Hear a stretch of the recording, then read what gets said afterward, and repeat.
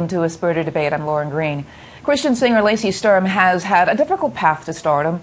The former Flyleaf lead vocalist went from being an atheist and contemplating suicide to finding her faith and strength in music. She left the band in 2012 to start a family. She now has 2 children and is working on a solo album. And she just released a book in which she candidly talks about her struggles. The book is called The Reason How I Discovered a Life Worth Living. And Lacey Sturm joins me now in studio. It's so nice to see you here. Yeah, thank you for having me. I've seen you in videos for so long, and we met a year ago at Billy Graham's birthday party, but I'll tell you, to see you in person, have you here talk about your life is really a joy.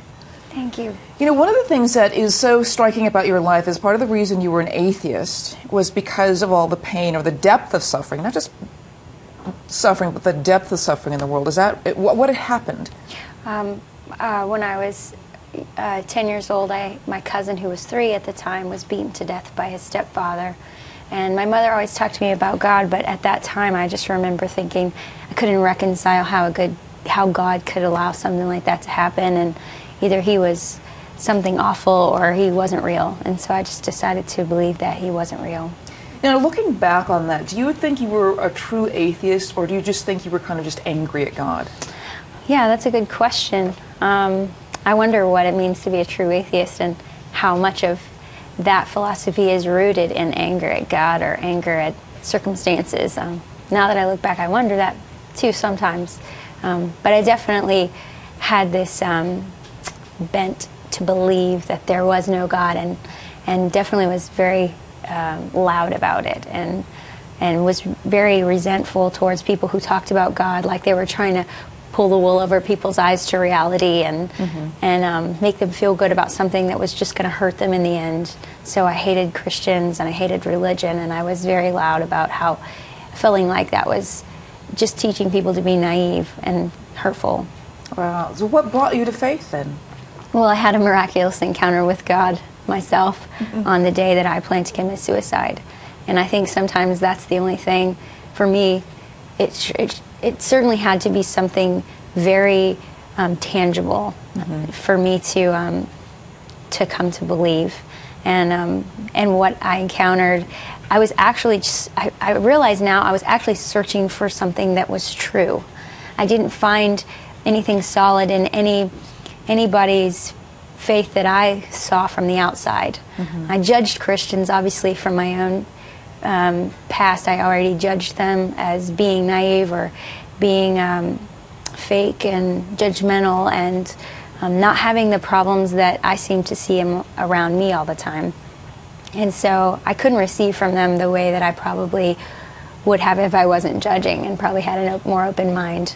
But now, like I said, in that moment, the day that I planned to commit suicide, I realized this encounter with God was so much more real than anything that I'd ever heard from anyone. It was my own experience. And sometimes we just have to have our own experience.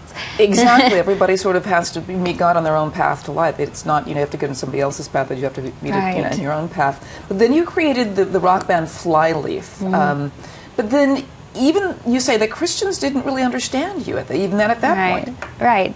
Even when we got the offer from the BGA, from the Billy Graham organization, we wondered, why are they asking us? Because we haven't really been received much by the Christian community, and it was because they were like, why are you playing in bars? Why are you screaming? And the idea is, we don't want to bring your youth group into a bar. Obviously it's 21 and up anyway, but we don't want to bring those kids in there. But there are people in there who wouldn't come to church that we want to sing their song and meet them there. That's where I would hang out, and that's kind of the person I was looking for. So.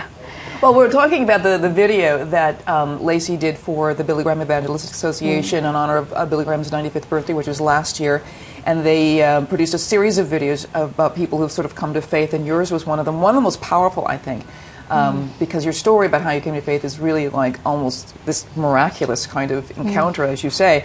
And you can see more of it on Lacey's website, laceysturm.com. But then, you've written a book, and that has, even though the video is very candid, the book had to be a little difficult to write. Yeah, it was. There were definitely moments where I was weeping while I'm typing, and just as much as it was hard to go back to the sad places, it was even more overwhelming to realize how grateful I am to get to, you know, because I didn't do anything special. You know, I hated people. I was angry, and I was hateful towards God, and God just rescued me. And so my story is really not, I did this great thing, and, you know, all the blessings that I've seen come out of my life has been from Him just rescuing me. It's not from, like, I was this great person that wasn't, you know. Right. And so I just think it's amazing what He can do with our mess. Wow. And now you've got 2 beautiful boys. Yeah. And, yeah, they're 3 and 15 months. Wow. What is next for you? You've got the album that's coming out. When is that going to come out? We don't have a date for the album. We're working on writing songs and figuring that out right now. We played a few shows to just try out the songs live, and it's been a whole lot of fun. But it's definitely in the works. So. Wonderful. Well, I want to check out Lacey's schedule and all the albums and all the videos. You go to LaceySturm.com, and the book is called The Reason How I Discovered a Life Worth Living. Powerful, powerful testimony. Thank you so much, Lacey. Thank you. And thank you so much for watching A Spirited Debate.